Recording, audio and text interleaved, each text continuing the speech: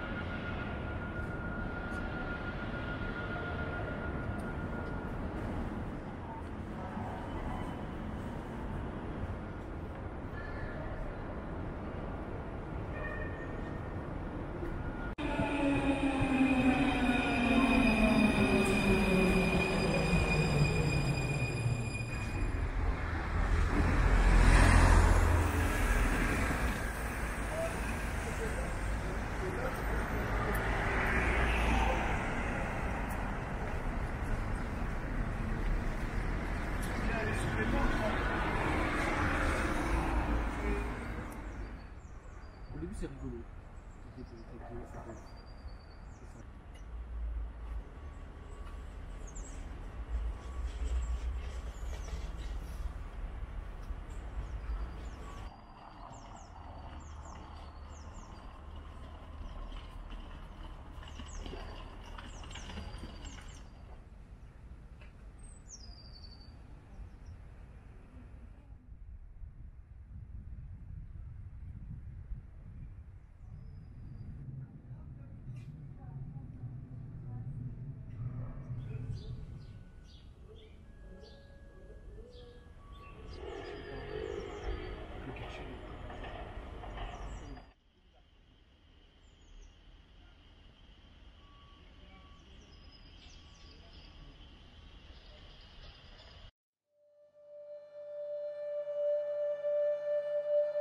Chaque fois que j'ai l'occasion d'entrer dans le bâtiment du siège du Parti communiste, j'en profite pour découvrir le lieu sous un angle différent. Je travaille en face, et cette architecture d'Oscar Niemeyer me fascine totalement. J'ai des souvenirs très variés de cet endroit. Au milieu de la foule, des visites des journées du patrimoine, avec un petit groupe lors d'un atelier d'écriture ou à l'occasion du tournage d'un documentaire. Cette fois-ci, j'y entre avec mes collègues de la bibliothèque, partenaires de l'espace Niemeyer pour notre cycle En lieu et place, à l'occasion du réaménagement de la place du colonel Fabien. Nous avons obtenu l'autorisation d'y suivre une visite guidée de Gérard Peloy, passionné par l'histoire de ce lieu. L'architecture du bâtiment reflète l'idéologie communiste. Absence d'angle droit, fluidité des formes et transparence symbolique. L'entrée en contrebas, la façade en verre conçue par Jean Prouvé et l'organisation spatiale jouent sur une tension entre ouverture et secret. Le sous-sol, dédié aux espaces publics et à la salle de conférence sous un dôme spectaculaire, contraste avec les bureaux des cadres situés aux étages supérieurs. Construit dans un contexte de refonte idéologique du PCF dans les années 60-70, le bâtiment devait marquer une rupture avec l'architecture stalinienne tout en affirmant le rayonnement du parti. Paradoxalement, malgré son ambition de transparence, il demeure un lieu difficile d'accès, témoignage d'une époque où le PCF était une force politique majeure en France. J'ai d'ailleurs découvert un endroit inédit en le visitant cette fois-ci, une salle de conférence dans laquelle j'ai trouvé, dissimulée tout au fond, une glace sans teint.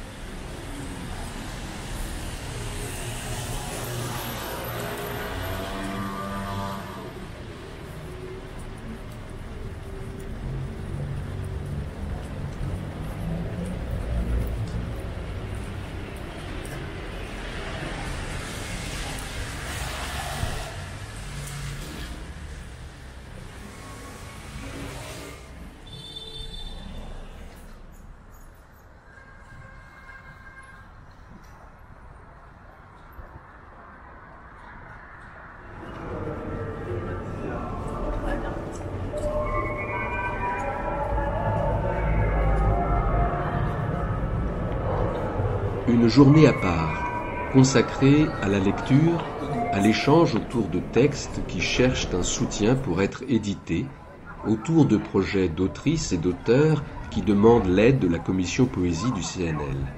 Une journée entière passée à débattre de l'intérêt de tel texte, la pertinence de telle entreprise éditoriale, la force d'une écriture, la promesse ou le parcours d'un auteur. Il y a bien sûr quelques déceptions, des projets bâclés, des livres ratés. Mais l'ensemble est plutôt vivifiant de diversité.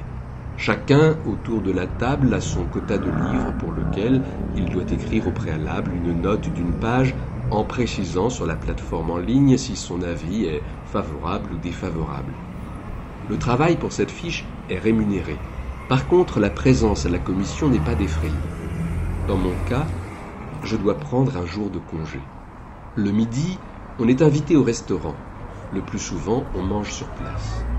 Si j'ai parfois du mal avec cette économie du livre, le dénuement de la plupart des auteurs, les situations difficiles de certains d'entre eux qui me renvoient à ma situation, financièrement privilégiée mais dépendante d'un emploi du temps qui entrave parfois ma créativité, je me concentre sur l'intérêt des discussions autour des livres, des œuvres, du travail des éditeurs, pour oublier l'objectif initial, économique, de cette réunion. pourcentage du soutien, devis, tirage et prix du livre. Les échanges sont toujours cordiaux, parfois passionnés. La journée est très longue, il a fallu examiner plus de 80 dossiers lors de cette séance. C'est une journée avec ses rituels. Je viens en métro, je descends au Louvre, je traverse la Seine, je filme ce que je vois sur le chemin à la hâte pour ne pas être en retard. Je sais que le soir, malgré l'épuisement de cette journée, je rentrerai à pied et pourrai filmer de nuit les mêmes endroits par lesquels je suis passé le matin. La Seine, le Louvre et sa pyramide. Une façon de fermer la parenthèse de cette journée.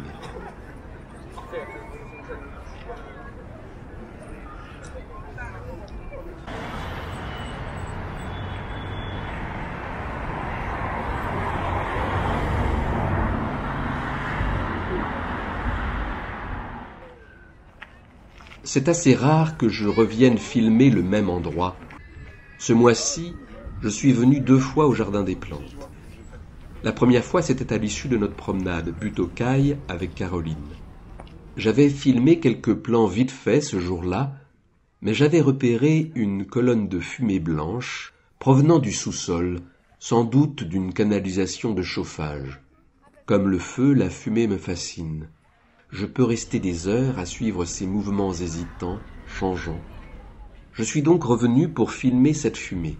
Je regardais les silhouettes des passants la traverser, s'y perdre avant de s'en éloigner. En traversant à nouveau le jardin, dans la même lumière qu'au début du mois, j'avais l'impression d'être ailleurs, là sans être là. Dans un petit jardinet, près de la galerie de l'Évolution, une forme fantomatique et mystérieuse m'avait attiré. Une épaisse toile vert kaki, plissée, protégeait une statue de marbre des intempéries et du froid.